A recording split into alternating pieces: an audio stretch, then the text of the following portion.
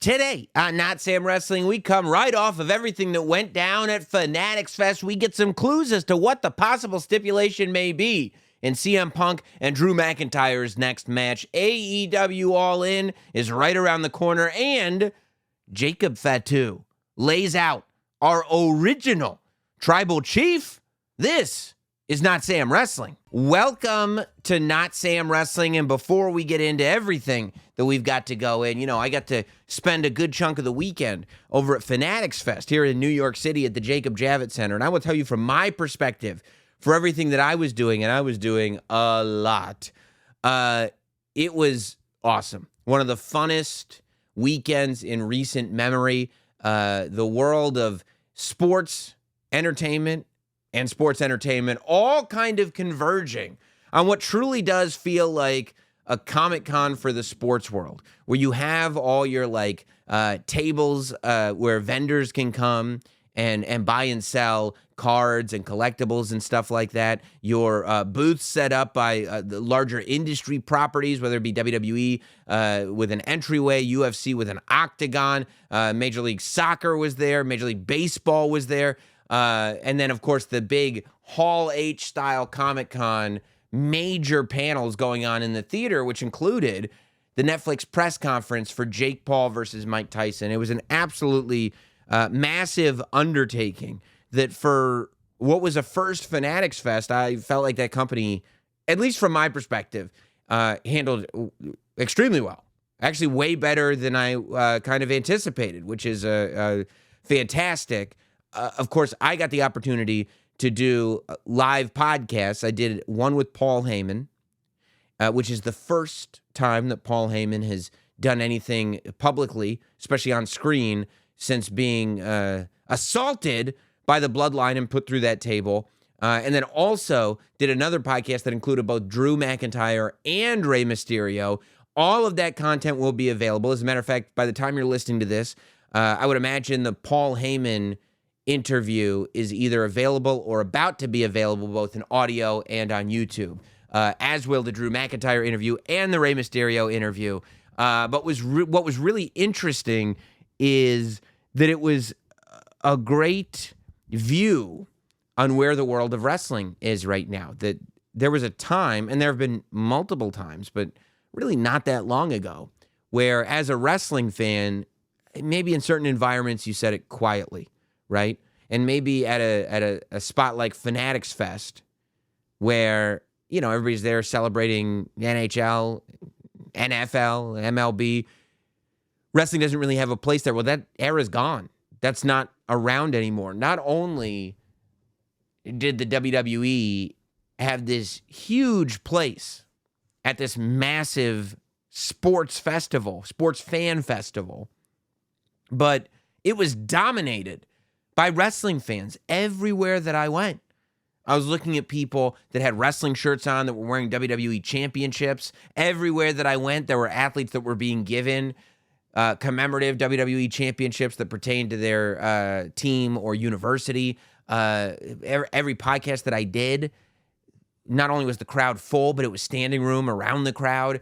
And from all reports, it looks like the only athletes whose autograph signings and photo ops completely sold out were WWE superstars. And it really gave me pause and allowed me to think throughout the weekend about the fact that WWE and pro wrestling is really the only thing that, when done well, done right, done to the best of its ability, you can see featured prominently both at an entertainment convention like the San Diego Comic-Con and at a sports convention like Fanatics Fest, and still see it make a huge impact. That's the beauty, I feel like, of professional wrestling, and it was very much on display. I know lots of videos have been out of various WWE superstars meeting athletes and celebrities, of people. I saw CM Punk and Gronk were in the WWE booth. I saw Drew McIntyre do a CM Punk entrance in the entryway to kind of troll CM Punk. It was a really fun time. And anytime you can get fans together, just under the guise of we're here to be fans, you're in for fun. So it was a really, really fun time. But I'll tell you who did not have much of a fun time recently, especially over the weekend. That was Roman Reigns, our original tribal chief. So SmackDown kicks off on Friday, and throughout the episode, we're seeing Solo Sikoa. And he's backstage, and he's talking, and at one point, he says, he's referring to the Ulafala, and he says, listen, if Roman Reigns can take this from me, then I will acknowledge him. And you guys have to acknowledge him. But Roman Reigns will have to take this from me. And we know that Roman Reigns is there, and we know, and this is building and building and building over the course of the episode of SmackDown. And we get to that final segment. And Solo Sikoa comes out, and he comes out in his gear, which was interesting. And he comes out with the Ulafala around his neck, and he says that he understands that Orlando doesn't want to acknowledge him, but he demands acknowledgement from the OTC Roman Reigns. And he said, and then he waits until Roman's music hits. The OTC comes up on the screen, and Roman Reigns comes out. And as he's coming out, I'm thinking, right? Because everything counts when it comes to the bloodline. Everything counts when it comes to Notsam Wrestling. Everything counts. That's rule number 3. But if you listen to my interview with Paul Heyman from Fanatics Fest, you'll hear that, like, according to him, everything that happens with the bloodline is intentional. So why would Solo Sikoa say that if you can take this from me and you can wear it, I will acknowledge you. You will have to be acknowledged by my bloodline. And the more I start thinking about it, the more I go, okay, well, what if Roman does get through this bloodline? And what if Roman does beat Solo? I think we're looking at this as fans as an inevitability, right? That at some point, Roman Reigns will once again wear that Ulafala. But when he does, assuming that Solo Sikoa is telling the truth, Solo will acknowledge Roman Reigns. And assuming that they're still listening to him, so will Tongaloa and Tama Tonga. And theoretically, so will Jacob Fatu, if he's following the orders of the tribal chief. So if that's the case, and they acknowledge him, at some point, when Roman beats Solo, and Roman becomes the tribal chief once more, at some point, will Roman realistically bring this new bloodline into the remaining pieces of the old bloodline and create a super faction? If down the road, and I'm not saying it's going to happen anytime soon, but we're looking at this idea of possibly at some point Jimmy Uso coming back. Maybe Jey Uso, who was wearing a blue Ulafala at Fanatics Fest. Maybe at some point Jey Uso finds his way back to helping Roman Reigns conquer this new bloodline. Paul Heyman maybe comes back. Will Sami Zayn rear his head again? I'm just saying, and I don't know if it'll be forever, but we have been presented a scenario where at some point you could see this entire bloodline be encapsulated. If everyone's acknowledging the tribal chief Roman Reigns, based on Roman Reigns' behavior, you would think that if he's proved his dominance and they are acknowledging him, that he would accept that acknowledgement. It would be very interesting to get to a point where maybe when Roman Reigns and The Rock are feuding with each other, what if Roman has the entire family at his back? What if? What if when The Rock comes back, there's another debate as to who that tribal chief is? What if the Ulafala goes off Solo Sikoa's neck, but it doesn't go to Roman Reigns, it goes to The Rock? And now people have to make their choices, not between Solo Sikoa and Roman Reigns, but between Roman Reigns and The Rock, with Solo Sikoa backing up The Rock. I mean, just that declaration to me, that declaration that if Roman has the Ulafala in his possession, he is the tribal chief, and therefore I will acknowledge him. Putting that on the table is not done by mistake. and I think opens up this whole new world of possibilities. So Roman gets in there, and interestingly enough, after weeks, right? It's been SummerSlam, and then so he's been back for, and yeah, SmackDown's on Friday. He's been back for just about 3 weeks. He hasn't said one word. I mean, he said it off camera. I mean, off mic, on camera. But he hasn't said anything into a microphone. He hasn't explained his absence. He hasn't explained why he allowed what happened to the wise man happen to the wise man. He didn't explain why the wise man was left alone for as long as the wise man is left alone. He didn't explain why it took from WrestleMania to SummerSlam to come back and stop Solo Sikoa from this reign of terror, when Solo Sikoa months earlier had already declared himself as the tribal chief, when Solo Sikoa, days removed from WrestleMania, took out Jimmy Uso. Where's he been? Why did it take him so long? And why did he stop speaking with the wise man? These are questions that have not yet been answered by Roman Reigns, but we are still in that glow. We are still so happy to see Roman Reigns back that it's kind of okay. We're okay waiting for it because things are happening. We get to this face-off of Roman Reigns and Solo Sikoa in the ring, and they start exchanging blows, going after each other. And even when Roman has these opponents that he's clearly going to get the better of, there is still offense coming from them, which is an important thing. So they're going back and forth, and eventually he puts down Solo. Then Tama Tonga goes after Roman Reigns. Roman Reigns puts down Tama Tonga, and he does it with a rock bottom. You're going to call it whatever you're going to call it, but to me, it looked like Roman Reigns hit Tama Tonga with a rock bottom. Interesting. Solo Sikoa gets back in the ring, gets a Superman punch, gets a spear. In the meantime, Roman Reigns is cleared off the table. Doesn't put anybody through it yet.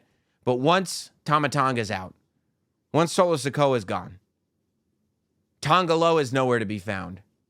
Roman Reigns is able to put that Ulafala back around his neck. And he's breathing like it's the first time that he's breathed oxygen in his lungs since he lost to Cody Rhodes. That finally, this thing that completes him, this thing that he defines himself by, which maybe the whole time was not the Undisputed WWE Championship. Maybe the whole time it was more just about being the tribal chief. And this thing that he identifies himself with is finally back around his neck, which does lead me further into thinking that you have plenty of time to keep Roman Reigns and Cody Rhodes well separated and tell completely different, completely spectacular stories with both. Because eventually Roman Reigns gets that Ulafala back. And once he has the Ulafala and once he is the tribal chief, the only other thing he's missing is the Undisputed WWE Championship. But before he goes after the championship, he wants to make sure that everybody knows he's the tribal chief. So just as Roman Reigns is breathing that sweet, sweet oxygen in, and just as Roman Reigns is feeling like he's the tribal chief once more, boom, out of nowhere, a kick from a booted Jacob Fatu lands swiftly across Roman's face. And Jacob Fatu, he's got the boot on, whether it's an ankle or a shin injury or whether it's a prop, who knows? There's an acknowledgement of the injury that he suffered at SummerSlam. We still don't know if this is a real injury. We don't know if this is part of the storyline. It definitely fits the storyline well, but that doesn't mean that it's not real. The CM Punk Drew McIntyre bracelet fits that storyline perfectly, but it really is a bracelet that was really given to CM Punk by a real fan. So sometimes it's one, sometimes it's the other, sometimes it's a mixture of both, and quite frankly, in a lot of cases, maybe it doesn't matter, and maybe it's better that we don't know, because if we're trying to figure out whether the injury was real or not, we're probably focusing on the wrong thing. And the right thing is that Jacob Fatu came in and took out the tribal chief, clonked him into that corner post, and Roman, who I've talked about this for years, this is one of the reasons why I love this bloodline story so much, is because of the things Roman does with his face. When Roman felt the pain that he felt when Jacob Fatu first attacked him, he had this look of shock, but it's not the usual Roman Reigns shock. The usual Roman Reigns shock is this like, wide-eyed, I can't believe you did that to me because I felt pain and because I'm disrespected by what you did. This was, oh my God, I've never felt an attack like this before. That was written all over his face. And he hasn't, right? Just in that short period of time on SmackDown, he received a beating from Jacob Fatu. It was done with dominance, the likes of which we haven't seen in 4 years. I don't think that throughout the entire Bloodline story, we've seen somebody that can so swiftly do this to Roman Reigns, as Jacob Fatu did on SmackDown. He gets the same triple powerbomb that took out Paul Heyman through the same table that took out Paul Heyman, as if it was poetry. And he gets thrown back in the ring as the Bloodline stands over him, and Tama Tonga puts that Ulafala back around the neck of Solo Sikoa. And we realize that, yes, Solo Sikoa and the Tongans were never a match for Roman Reigns, but Jacob Fatu is the difference maker. And I think that that's the way it should be. That's the way it's supposed to be. We've been talking about Solo Sikoa and going, I just don't buy him as the tribal chief. I think that's what we're supposed to feel. I think that's what makes Solo Sikoa Solo Sikoa. That's what makes him a villain. He's not on this path. Roman Reigns was on a path that was always going to lead to Roman Reigns being a massive good guy. That's not the path that Solo Sikoa is on. Solo Sikoa is a true villain. Every step of the way, when Roman was the tribal chief, no matter how he treated his family, he did it at least in his head to protect the family. He did it in his head for pure motivations. Doesn't make him right? It doesn't make him good, but he was acting in a way that he could actually explain without simply being selfish. Roman would come in and declare himself the tribal chief and say things like, that's my camera, that's my ring, these people, they're here for me. The whole foundation of that tribal chief character was based upon the fact that Roman Reigns was the most valuable asset in the professional wrestling industry. And that without him, not only does his family not eat, but nobody else's family eats either. And so no matter what Roman did, there was a part of it that was always like, yeah, but Roman actually is the biggest star in the industry. So there's always this little thing. Like if the foundation of what we're seeing, which we don't like, is that Roman Reigns is the biggest star in the industry, well, it comes from a true place. The fact that Solo Sikoa just takes that title upon himself, that's not true about Solo Sikoa. He isn't the one that's feeding every member of his family. He isn't the one that's creating an environment where everybody in the WWE is prospering. He doesn't deserve those accolades. So when he does things that are as bad or worse as Roman Reigns, he doesn't even have the foundation of truth to base it on. That is the quintessential difference between Roman Reigns and Solo Sikoa, and why Roman Reigns was this tribal chief character, and Solo Sikoa is really a villain who's posing. But that's who the characters are. And I can't wait to see how things go between Jacob Fatu now and Roman Reigns. And it's weird. It's weird because I read on every dirt sheet that Jacob Fatu wouldn't be back for a while, but he's back now. And it's getting pretty serious. To be fair, I also read on every dirt sheet that at Bad Blood, it was going to be a Hell in a Cell match between CM Punk and Drew McIntyre, and it appears that may not be the stipulation, unless it could be still. It could be still. We don't know. But there was some whips with a strap, which usually only leads to one stipulation, a strap match. Now, what we saw on Raw was First, I love, by the way, that Drew McIntyre and CM Punk is this story that will not die. It's this blood feud that cannot be settled to the point where it disrupts every other story around it. And that every other story kind of shifts and changes, and they will be a part of it, but ultimately they'll always have this battle going on over here. We saw it with Seth Rollins, and we saw it with what happened between Seth Rollins and Bronson Reed. And then most recently, we saw Drew McIntyre trying to get involved in Randy Orton and Gunther. And instead of it now becoming, well, now Drew's involved in that World Heavyweight title picture, CM Punk is back.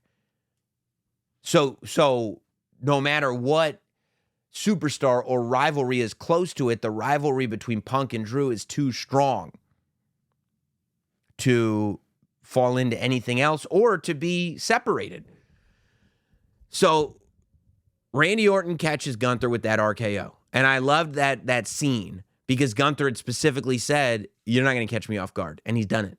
And now Randy Orton, on the way to Bash in Berlin, can go on WWE television and say, oh, I've caught you off guard. And all I need to do it is one more time. If I catch you off guard in Berlin, like I caught you off guard on Monday Night Raw, it's over, dude. I got you. And I'm just so looking forward to that match. Because it's just this, if there's anybody on the roster who wouldn't be intimidated by Gunther, it's Randy Orton. If there's anybody on the roster that we should question, I don't even know if Gunther can best them. It's Randy Orton. So the fact that we're here and it's got the history of King of the Ring is great. Now, Drew McIntyre, of course. If CM Punk's not there, what he really wants is the World Heavyweight Championship. It was stolen from him at WrestleMania 40.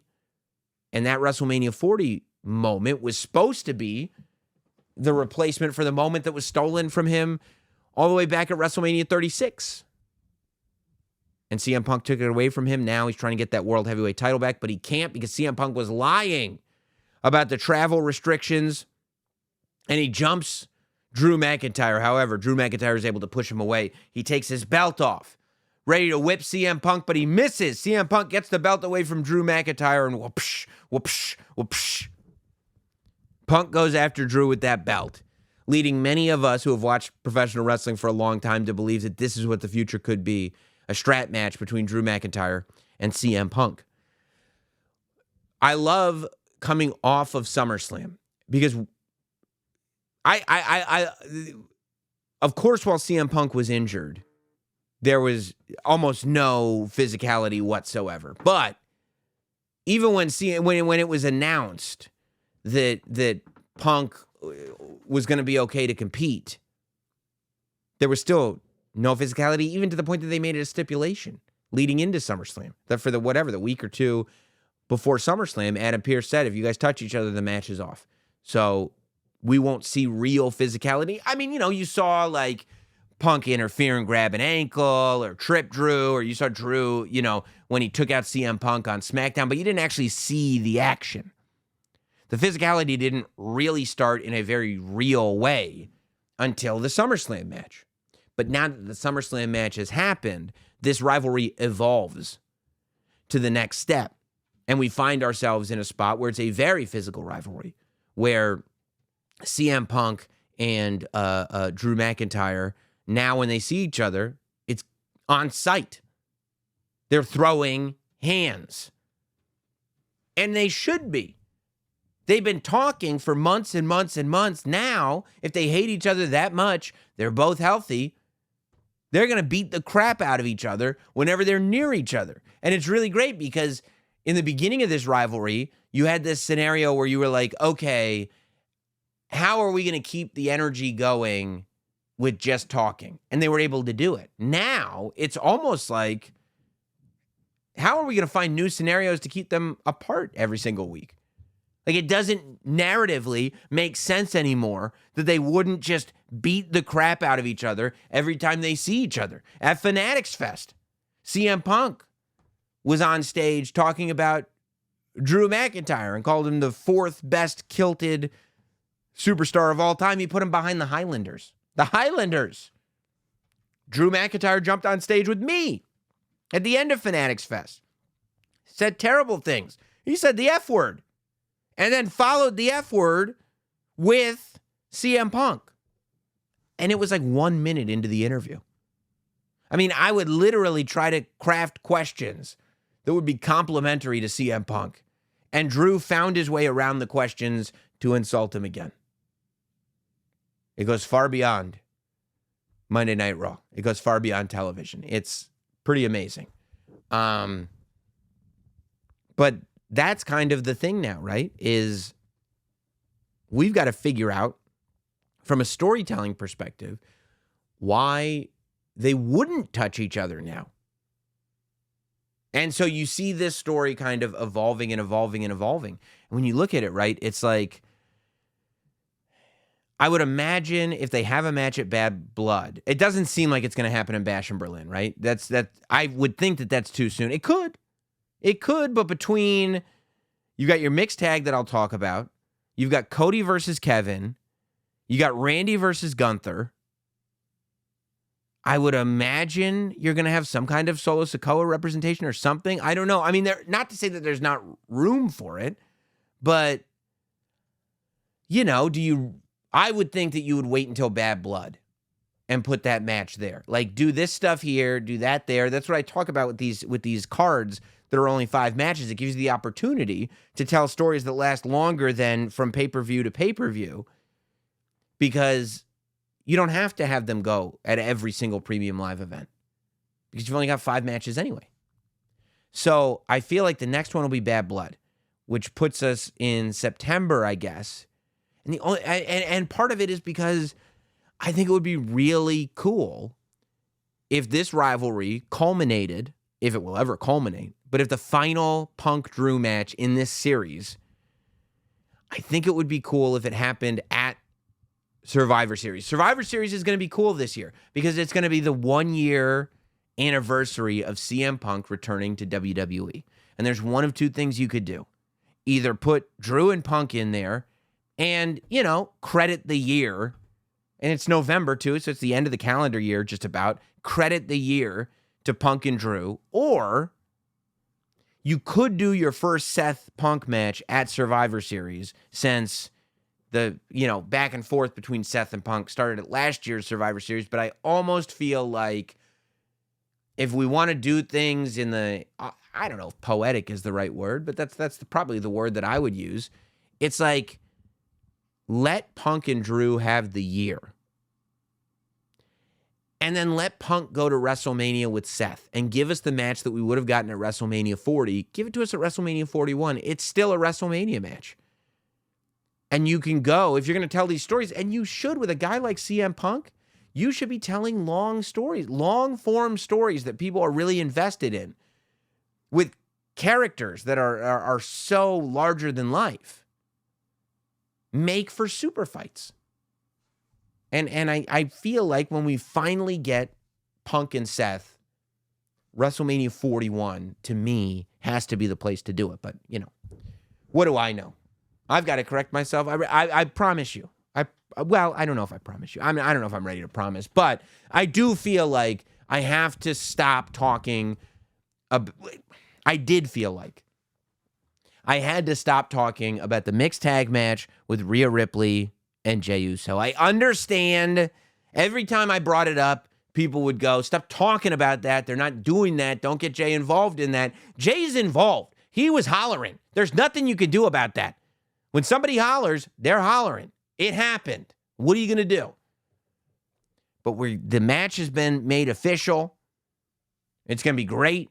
Rhea Ripley, Damian Priest, the Terror Twins versus the Judgment Day's own Liv Morgan and Dominic Mysterio.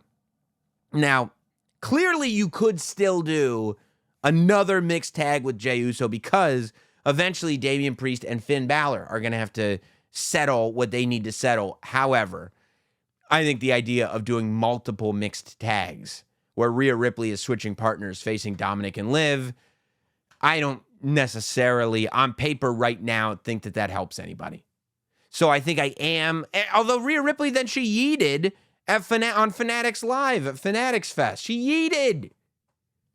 I'm ready to come on here and apologize and do a mea culpa and say, fine, The Jey Uso Rhea Ripley tag team is not going to happen, and then she yeets. And what am I supposed to do? But I'll say it. I'll say it. I'm done talking about it for now. No more Jey Uso Rhea Ripley tag team. For now. I wanted to see the entrance. For now, it doesn't seem like it's going to happen. Maybe down the line, maybe in the future, maybe there's some other scenario. But right now, I'm going to stop talking about it, and hopefully that will make some of you very, very happy. The dynamics of the Damian Priest, Rhea Ripley versus Dominic Mysterio, Liv Morgan match is super fun. Because I was watching the digital promo that Rhea Ripley and Damian Priest cut, and it occurred to me that in most mixed tag matches, realistically, you have a woman versus a woman and a man versus a man, and it's just happening in the same match. This is the only one really where, like, if you look at these teams, Liv Morgan's not beating up Damian Priest. Liv Morgan versus Damian Priest would be one of the most one-sided wrestling matches of all time. However, Rhea Ripley is not only capable of, but has the desire to beat up both Dominic Mysterio and Liv Morgan. And it's interesting that that the story has just weaved in a way where Rhea Ripley and Damian Priest are actually the baby faces, right? Because on paper, Damian Priest should be able to run over Dominic Mysterio like a steamroller. And on paper, Liv Morgan shouldn't stand a chance against Rhea Ripley. But they've still built up this story enough that it's as compelling as anything is on the show right now. I mean, this drama is what people want settled at this show. And this is a match that people have been waiting for. And I do think, I wonder, I mean, because you want to say Damian Priest and Rhea Ripley need a win because they didn't get him at SummerSlam. But I feel like people are going into Bash in Berlin like expecting, okay, Damian Priest and Rhea Ripley are going to win. And not necessarily just because it's their turn, but because they're like, I mean, those guys, like I just said, look at the dynamics. Rhea Ripley and Damian Priest, I mean, Rhea Ripley wants to beat up both Dominic Mysterio and Liv Morgan, and can. Damian Priest can also beat up Dominic Mysterio. Liv Morgan can't return the favor on Damian Priest. So it's clear Rhea Ripley and Damian Priest are going to win. I feel like because of the Judgment Day that Rhea and Damian are going to take another loss. I think that the story here is going to be that as much as Rhea Ripley and Damian Priest claim themselves as the OG Judgment Day members and claim the Judgment Day as their own, that those two have gotten so big and become such massive superstars in their own right that they have developed this sense of not only integrity, but more importantly, singularity that doesn't exist within the Judgment Day. And since those two massive singular superstars have been taken out of the group, it's gone back to the group being the star. And when you got the group as the star, that means the group's going to get involved. And I feel like that's the lesson that this story has for Damian Priest and Rhea Ripley. They'll get the better of the Judgment Day at some point. But I don't think they've learned that lesson. I think they still think that they're better than the Judgment Day. And the whole reason they're not in the Judgment Day anymore, the whole reason the Judgment Day turned on them, is because they think they're better than the Judgment Day. What's the whole motto of this new Judgment Day? No leaders, no egos. And Rhea Ripley and Damian Priest are calling them the Judgment lame or whatever they're saying and going like, well, we're better than you. And we were the bosses. Okay, well, guess what? You haven't learned anything then. And I think it's interesting that until I feel like, as somebody who's watching this story, until those characters learn that lesson, they're not going to be successful. Hey, forgive the interruption for a second, but we know college football is about to be epic, especially with MyBookie. MyBookie's sportsbook and casino platform lets you bet on every game and win anytime, all from your mobile device. You don't even need an app. You just go online, sign up, and you're ready to go. MyBookie has tons of ways to win. When you know your favorite teams well, it's easy to take advantage of props like team win totals or early picks for the playoffs. Look, we all get excited by football. I'm one season deep of getting very, very excited. And I'm even more excited because of the prospect of putting money on these games. That's just where I'm coming from. And if you're like me, you want to make every game and every play, what's that word? Exciting. And you do when you bet with MyBookie. Like I said before, there's no need to download an app. Just click my link in the show notes, sign up, and you're ready to bet. Lock your futures in now while you're waiting for the season to begin, and use promo code NOTSAM to claim up to $1,000 in bonuses on that first deposit. That's promo code NOTSAM to start the college football season off with house money. Don't ever miss out on the action. Bet anything, anywhere, anytime, only with MyBookie. We all learn our lessons at some point. It'll be interesting to see where Bobby Lashley goes to teach his lessons next. It was the internet saw it all happen. Of course, we heard the rumblings and the rumors that Bobby Lashley wasn't going to sign a new deal with WWE. And over the week or weekend or whenever it was, I saw that apparently Bobby Lashley had been moved to the WWE alumni section, which it's a bummer that he's not part of the active roster anymore. I think Bobby Lashley is awesome, and it's almost freakish how much he still has to offer, given how long he's been doing this and his age. But it's to me super cool to see, and I mean, I absolutely think that Lashley, if he has the right character, if he has the right story, and if he's, kind of in the right frame of mind, has the ability to perform on the highest levels of wrestling. And so, I personally feel like Lashley coming in as a villainous heel voice of experience in AEW, being the voice of the sort of veterans who don't like AEW, would be an excellent character that would acknowledge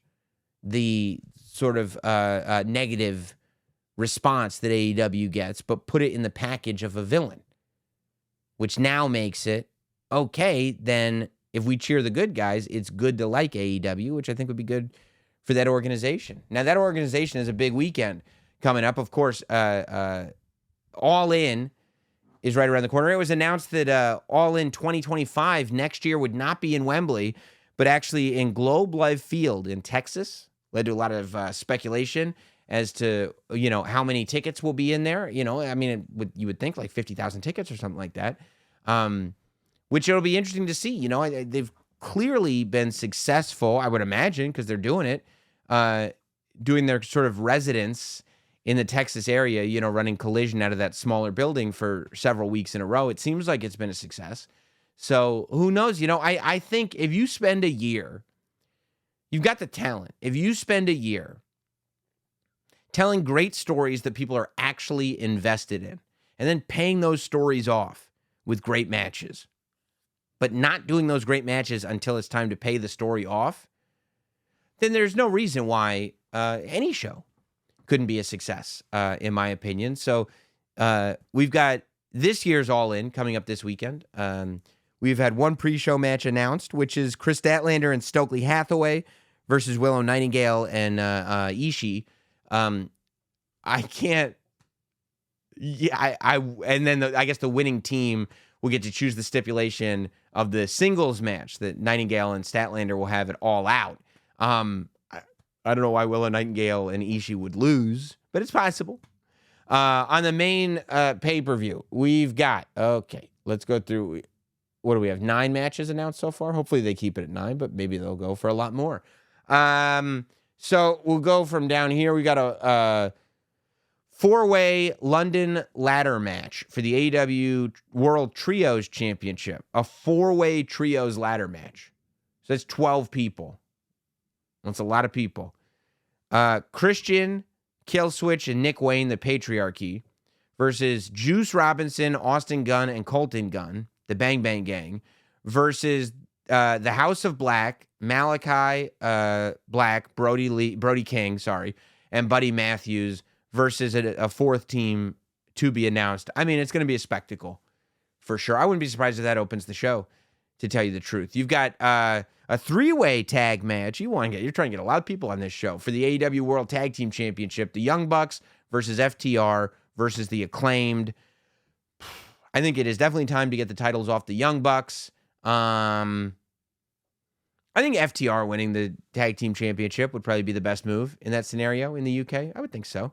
Casino Gauntlet match, of course, for a future AEW World Championship match.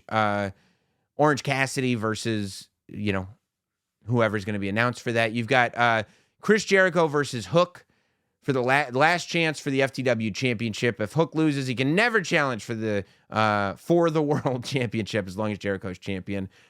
It feels like an obvious moment to give Hook, this homegrown babyface, a moment to really have a triumphant moment. But that's what I would do, very much so.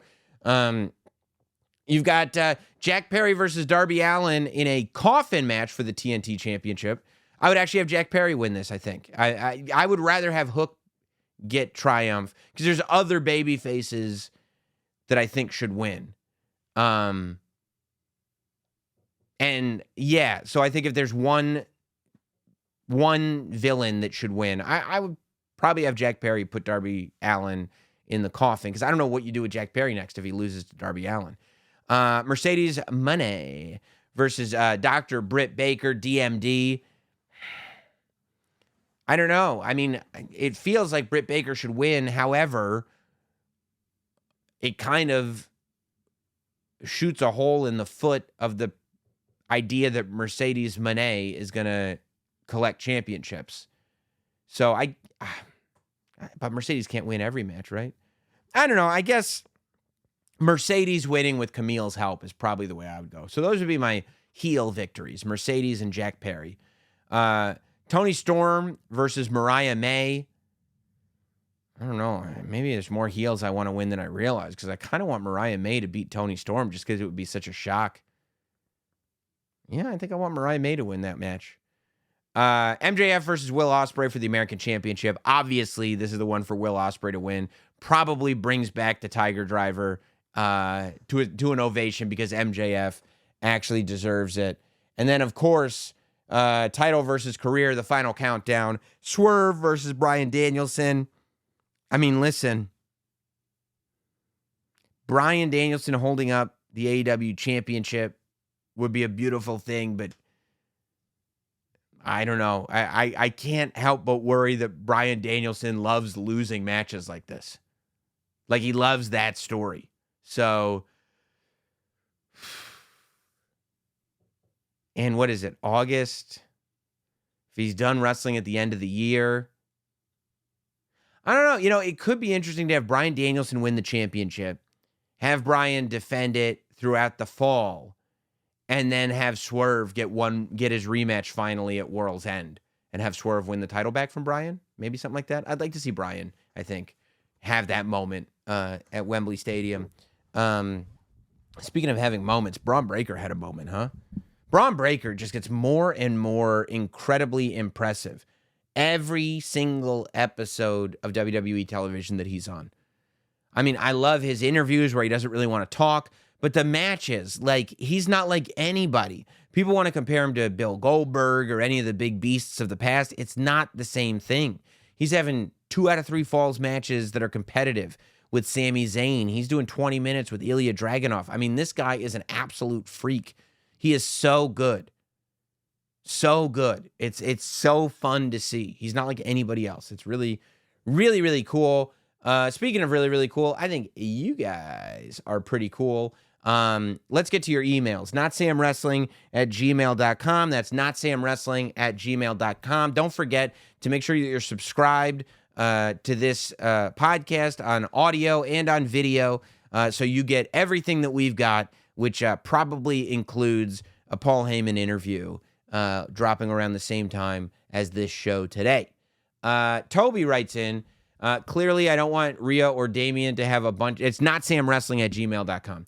Clearly, I don't want Rhea or Damien to have a bunch of comedy, but would you keep Truth away from Judgment Day or use reintroducing him as a fun way to wrinkle the story? What? If Damien needs him, no. I mean, first of all, Judgment Day, Rhea and Damian Priest are not in Judgment Day anymore. And secondly, Carlito is already kind of filling that role. And thirdly, he got written off TV. Bronson Reed gave him 6 tsunamis and wrote him off TV. So, I don't know. Let's see. Ravit writes in to the podcast Tribal Chief. Hey, that's me. I acknowledge you. Great to see you at Fanatics Fest. Great to see you, Ravit.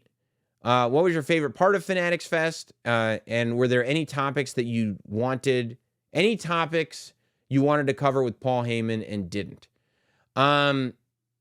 Okay, my favorite part of Fanatics Fest was, doing the live podcast. I love doing those live podcasts. I love doing them with cool guests like Paul Heyman, Drew McIntyre, Rey Mysterio, and just getting to create moments, shows, experiences for all you guys that otherwise would not exist. So that, far and away was the best. In terms of topics I wanted to cover with Paul Heyman and didn't, I could have talked to that dude for 3 hours sitting there. We talked almost the whole time about the bloodline. There's so many, I had it written down in my little notebook. I wanted to ask him, why did you always wear the laminates in ECW? Like, didn't they know who you were? There's a million things to talk to that guy about. I wanted to talk to him about, were you glad that the Beyond the Mat cameras were shooting when you did your speech before Barely Legal? To watch you get to the dance. Because you better believe this is the dance. There's so many questions for him. So yes, there were. Those are a couple of them. But it was he's amazing. Dean writes in, this is from Brisbane. As a person born in 2000, I never got to watch WCW live at that time. Consider yourself lucky. However, I went back and watched the pay-per-views over 2000 and 2001, which became my guilty pleasure, even though they aren't great. Mike Awesome throwing Chris Kanyon off the cell at Slamboree 2000 was an insane spot. It was insane. Anyway, a lot of these pay-per-views feature Mark Madden on commentary, who is the heel guy with Shivani and Scott Hudson. That's correct. I really enjoyed his work. Are there any quote-unquote low-key or lesser-known commentators from any era that you enjoy? Thanks, mate. Well, yeah, Mark Madden's like a legend in like Pittsburgh radio. I think Pittsburgh is right. Any low-key commentator? Mick Foley was a commentator for a while. Mick Foley had a short run, as a commentator on SmackDown, which was really interesting, and I would have loved to have seen that develop more. I don't know. I'd have to really think about that. I'll probably get back to you on that. Spencer in Vegas writes in, have you watched the Randy Orton-Cody Rhodes interview yet from a few days ago? If not, I highly recommend it. When WWE does the Cody-Randy feud, and with the way they are unanimously loved right now, can you turn Randy heel? Could WWE pull a swerve and turn Cody heel? Or could you see WWE do a babyface versus babyface? Thanks, Sam. Yes, I did. The Cody series has been awesome. He just interviewed on his bus, interviewing LA Knight, interviewing Bianca Belair, interviewing The Miz, interviewing R-Truth, and then the newest one, interviewing Randy Orton. And it is an unbelievable conversation.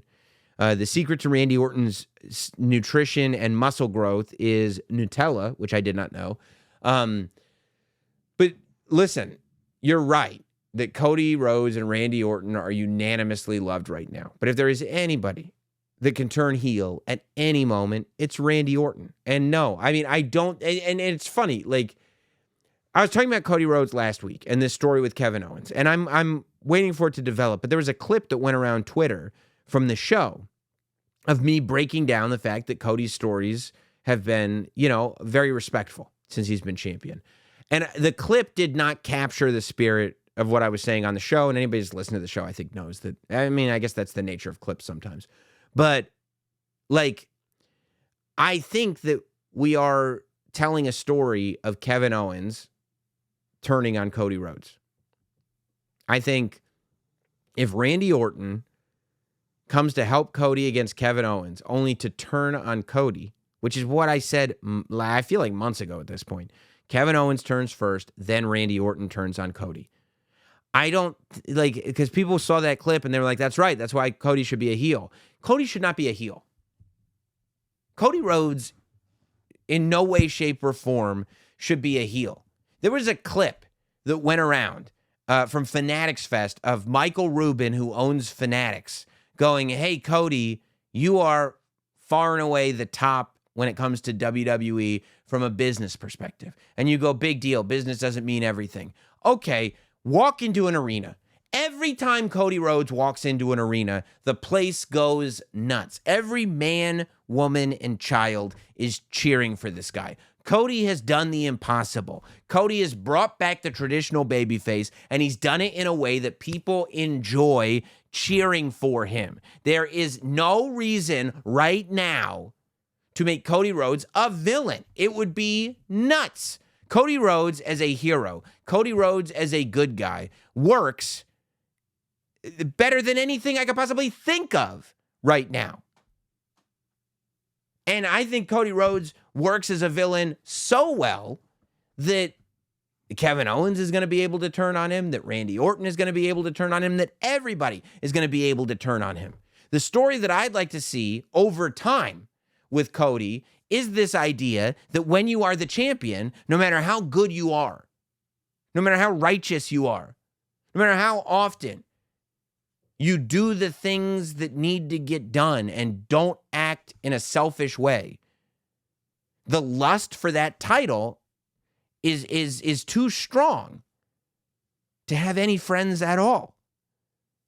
And the ultimate pressure that Cody is going to have to deal with is the fact that as the WWE Undisputed Champion, the holder of the title that Roman Reigns held hostage for 3.5 years, as the person who holds that title, the trade-off is you can't trust anybody anymore. And that is not the story of a villain. That's the story of a hero. And Cody is going to have to overcome that. Ultimately, that's going to be the mountain I would like for Cody to overcome, is the ultimate responsibility of being the WWE champion and all by himself at the end of the day, conquering that mountain and holding up the title proudly and being the champion that fans want, because he is the champion that fans want. I hope the same person clips that. Martin writes in, hi, Sam, I'm Martin. I'm 15 years old. I appreciate you, man. And your podcast adds to my learning experience and knowledge of the game. I acknowledge you. Well, thank you for the acknowledgement as your tribal chief. Podcast tribal chief. I feel like as much as Cody versus Rock is big enough for Mania, I'd have The Rock come out and say that he has been calling the shots. At the Rumble, Roman costs Rock the title, and we get Cody versus RKO or Cena, while Rock and Roman are set on a collision course at Mania. What do you think? I just don't think The Rock is going to wrestle at these other shows right now. You know, I mean, like, why, from even a character standpoint, why would The Rock say, I'd like to have Cody's title now in January as opposed to April? Why wouldn't, I mean, if the right story is told, and the right story will be told, there's no reason to doubt that, Cody versus The Rock is the match. Why would you tell? Because you're not going to, when is The Rock coming back? Beginning of January? What are you going to tell this story for a month? And now it's time to do Rock versus Cody? Rock versus Cody is the cliffhanger. Rock versus Cody is what left us waiting the night after WrestleMania. I don't think that The Rock leaves a cliffhanger the night after WrestleMania to be answered at the Royal Rumble. I think The Rock versus Cody can be as big a match as you could possibly have. And I think that WrestleMania becomes a good place for Roman Reigns to finish up Bloodline business while The Rock finishes up Cody business. And there's no reason to not go all the way to WrestleMania 42 with Rock versus Roman Reigns. It just doesn't make sense to me. Other than I want everything right now. The idea that on paper, with guys that are healthy and able to wrestle for the next 2 years, hypothetically. You've got Rock versus Cody and Rock versus Roman. You got two WrestleMania quality main events, why wouldn't you do them as WrestleMania main events? At WrestleMania 40, the problem was that we had three. Rock versus Cody, Rock versus Roman, and the Roman-Cody rematch were all three the biggest matches you could possibly do. But they needed to be done in a specific order, which is why plans had to be changed, and you had to headline that WrestleMania with Cody versus Roman. To me, the natural progression is Rock versus Cody, and then eventually Rock versus Roman. And if Rock versus Roman really is that match, if Rock versus Roman really is the biggest conceivable match in history, then there's no reason that match can't wait a year and go to WrestleMania 42. Vinny from Baltimore writes in, I wanted to know how you would have Bron Breakker booked going forward if the story with Sammy is done. I believe a good way to book him going forward is to be booked against Bronson Reed. Bronson could continue to take out superstars on the roster and could possibly turn his attention to Braun and attack him, or Braun could set up just P.S. in my best Paul Heyman voice, you are not my podcast tribal chief. Ha ha ha. Just kidding. I couldn't resist. Much love. Appreciate that. I know I'm your podcast tribal chief. But I think I don't mind it. I think that you have to be ready to turn Bron Breakker babyface. Because if it's Bron Breakker versus Bronson Reed, it's like Bronson Reed, I guess the story would be that he's taking people out and Bron Breakker shows up to stop him. So if you want to turn if you want to turn Bron Breakker babyface, a great way to do that would be to have him take out Bronson Reed. Almost brings you back to Hogan versus the Earthquake, right? It also would create potentially vulnerability because maybe leading up to the match, Bronson Reed, flattens out Bron Breakker a time or two. But I don't know if it's time to do that just yet. I think there are plenty of other people that Bron Breakker could work with. You mentioned Sheamus later in here. Bron Breakker versus Sheamus is a match that you could do. I don't know. I don't have an answer for you as to where I would have Bron Breakker go next, but that's because he could go literally anywhere. Bron Breakker is one of these guys that could. I'd be excited to know that he's going to work with almost anybody. I think he's so great. So yeah. When it's time to turn him babyface, though, that's a very good idea. Floyd says, "Ahoy, Sam! The next time Cody and Roman do battle, I'd like to see Cody turn heel." I can't. It's not like you could have possibly heard the podcast because it, at the time of me reading this email, hasn't even come out. But I'd like to see Cody turn heel during the match. I think it's likely we'll get Cody versus The Rock for the title first. So maybe we're looking at Cody versus Roman deep into 2025. Also, last week you said, no. Cody versus Roman is a babyface match. Cody turning heel in the Roman match would take away from Roman as a babyface. It would kind of make Roman kind of cheesy. Cody would start being a cool heel. It doesn't work for me at all. Also, last week you asked who else could Bronson Reed victimize next. What if CM Punk? Dude, I don't like this email at all. I don't like it at all. What if CM Punk, fresh from a victory over Drew McIntyre in Berlin or Bad Blood, is attacked by Reed? Maybe that way you could easily work Seth Rollins into the mix when he returns. First of all, I said, who could Bronson Reed victimize next? And you said CM Punk after Bad Blood? What's he doing for the next 6 weeks? What do you mean Bad Blood is the next time Bronson Reed could attack somebody? And Bronson Reed is on the come up, okay? The idea that CM Punk goes from Seth Rollins, Drew McIntyre. He's going on podcasts and being like, I want to face Steve Austin. I want to face The Rock. And he's facing Bronson Reed. Not yet. Not yet. And all these, my thing about Bron Breakker, CM Punk, if you're just doing this to Bronson Reed to find somebody to beat him, okay. But Bron Breakker beats Bronson Reed. So if Bronson Reed's next opponent is Bron Breakker, it's okay, he took out Seth and R-Truth, but he's just going to get beat. If his next opponent is CM Punk, He's going to get beat.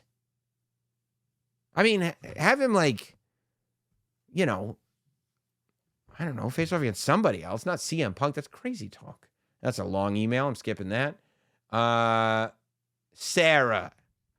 Nice 2 lines. Hi, my podcast tribal chief. Oh, you're the best, Sarah. I acknowledge you. Following the rules of Notsam Wrestling and watching the product, we all saw Tama Tonga hesitate giving the Ulafala back to Solo Sikoa. True. If we watch the product, Solo did the same thing when giving it back to Roman. True. And look where he is now. Do you think we see him turn on Solo and go to Roman's side at some point because he regrets who he's backing? If so, when? I didn't get that he was hesitating with Solo because he wanted to give the Ulafala to Roman. I got that he was hesitating because he kind of wanted to be the tribal chief himself. And Tama Tonga is very good and hasn't displayed that yet. That's more, I felt like, because I saw what you saw. And it didn't feel like Tama's like, oh. It more felt like the Ulafala has this power and it changes you. It has this like, this seductive way about it. For an inanimate object, it's as seductive as it gets. And it makes you want to, like, look at this. This is what separates me. I could be the king.